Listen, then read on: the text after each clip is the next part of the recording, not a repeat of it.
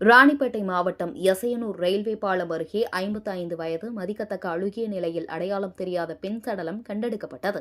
ராணிப்பேட்டை மாவட்டம் சோளிங்கர் நகராட்சிக்குட்பட்ட எசையனூர் ரயில்வே பாலம் பகுதியில் உள்ள நந்தியாற்றின் தடுப்பணை தற்போது நிரம்பி உபரி நீர் வெளியேறி வருகிறது. இந்நிலையில் நேற்றிரவு குடிநீரில் அடித்து வரப்பட்டு தடுப்பணை அருகில் ஒதுங்கிய அடையாளம் தெரியாத 55 வயது மதிக்கத்தக்க அழுகிய நிலையில் பெண் சடலம் இருப்பதாக சோளிங்கர் காவல்துறையினருக்கு கிடைத்த தகவலின் பேரில் சம்பவ இடத்திற்கு விரைந்து சென்ற சோளிங்கர் காவல்துறையினர் மற்றும் தீயணைப்புத் துறையினர் உதவியுடன் அழுகிய நிலையில் கிடந்த உடலை மீட்டு பிரேத பரிசோதனைக்காக சோளிங்கர் அரசு மருத்துவமனைக்கு அனுப்பி வைத்தனர்.